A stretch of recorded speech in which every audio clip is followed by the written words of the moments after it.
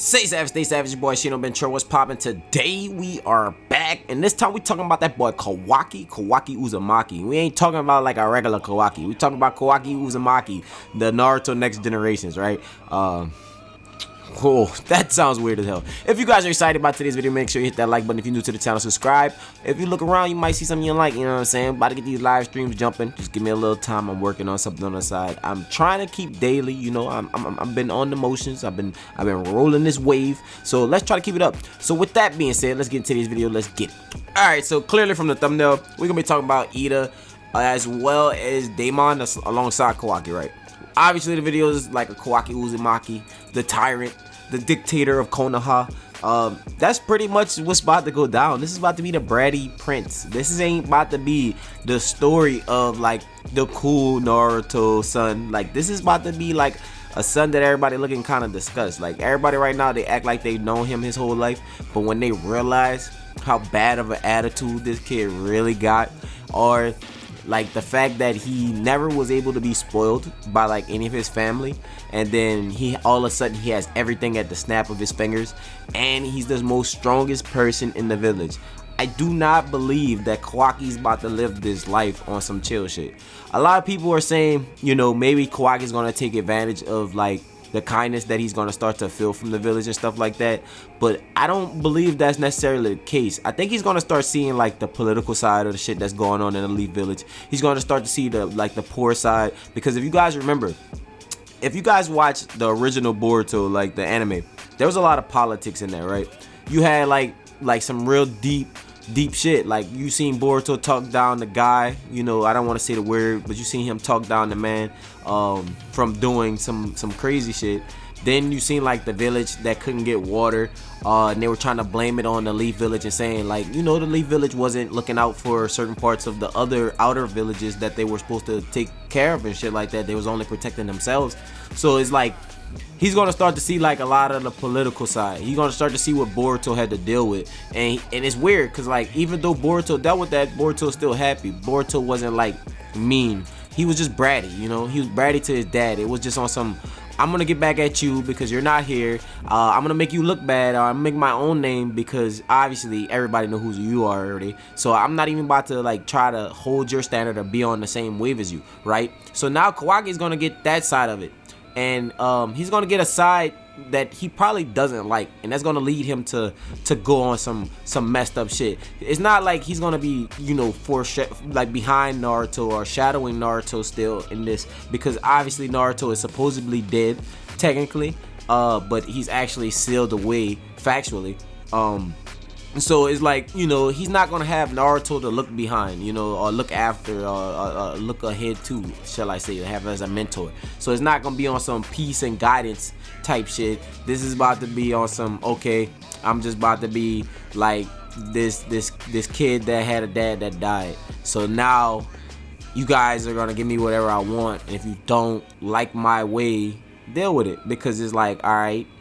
Everybody's gonna be like, oh, well, he has a reason to be mean. Oh, that's the reason why Boruto went from the nice guy, you know, because he's technically Boruto. So that's why Kawaki went from the original nice guy to this bad guy. His dad was killed by his friend that he took into the village. Like, so that's gonna be the narrative, bro. That's gonna be a wild narrative, right? That's insane. Imagine you let this nigga in your house and then he kill your mom and dad. Like, you know what I'm saying? It's like y'all basically fed this nigga, took care of this nigga. That's some dark ass shit. But that aside, where Daemon and Ida kind of comes in is like the influence of the villagers and the people around them. By them already being bratty and on some evil shit, they're gonna naturally gravitate towards that. I mean, Daemon is more so on the playful side, and we never really seen him interact with people outside of Ida and like Bugsy and Code. Obviously Boruto, Kawaki, and the rest of the like new Konoha people were new, and it was very brief. You know, you didn't get no real deep dives and see how his personality really interacts with the outside world. It was more like on the inner side, you know, like they was always in the house on some chill, and they was always being watched and observed. You know, you never seen him like actually throw a tantrum. You guys have to remember, Daemon is still a kid. Even though he may act mature, or he might be seen a little older because of like the circumstances of what's going on, he still has an immature side. If you can look in a lot of panels, you see Ida always has to pick him up and carry him and hold him. You know, he's talking his piece, he running his rap, but he's being carried. Now, if they tell us like Daemon is old as shit and he just looks like a little kid with some Benjamin Button, I'd be pissed. But under the narrative that we know right now, Daemon is supposed to be this little kid, you know, who has all this fucking power. So like, clearly him and Kawaki already don't get along, because like, look how he handled Ida, however the fuck you want to say her name. Like, he handled her so bad that Daemon wanted to intervene, but the only reason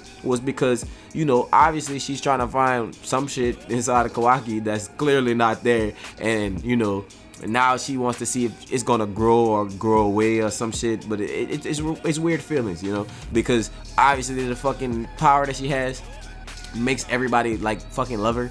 That must suck. It's like a blessing and a curse. I have no idea, because it's like, you know, you don't know what's fake and what's real, because it's like, this is all magic. Anybody just walk in, it's like the pheromones from my skin just fucking snatch their lives and this shit. That's just weird, bro. So but with her, my thing is like, for the people that know who she is, right, that talk to her from a distance, that's not directly infected by the fucking Serengon, they're gonna be the people that's gonna be like plotting on them when they're not in the room. But then when they get close to them, they're gonna end up exposing everything. So it's gonna be weird.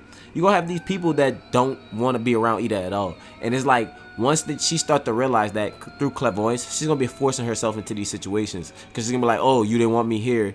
What was so important that you guys all gathered here and didn't invite me, or like shit like that. So like, you're gonna see her like really flip too. So I think as a whole, like, with her being around Daemon, their impact on how they already act and how they already have like this massive control and power over the world, like, gonna affect Kawaki like to the max, and that's gonna push him even further, because like I said, he's gonna be looking at the politics. He's gonna see all the bad sides. He's not gonna see like what Boruto and Naruto was trying to show him. He's not gonna see it through their eyes no more. He's gonna see it through the real world. He's gonna see the world for what it is, outside of the Leaf Village and inside the Leaf Village. It's gonna be like how the Uchiha saw it. Even though people thought everything was lovey-dovey, peaceful, the Uchiha felt like they were just used as slaves and used as weapons and tools. They wasn't treated as equals inside the village, and they felt like they were the elite because they were so much stronger. But because of they lost the war or whatever, they had to submit. It was weird. It was some weird ass confrontations in there back in the day. You know what I'm saying? So like, Kawaki about to see the new age version of that shit. I don't think Naruto out here got like food banks all over the place. You know what I'm saying? Especially with these giant flat screen TVs popping out.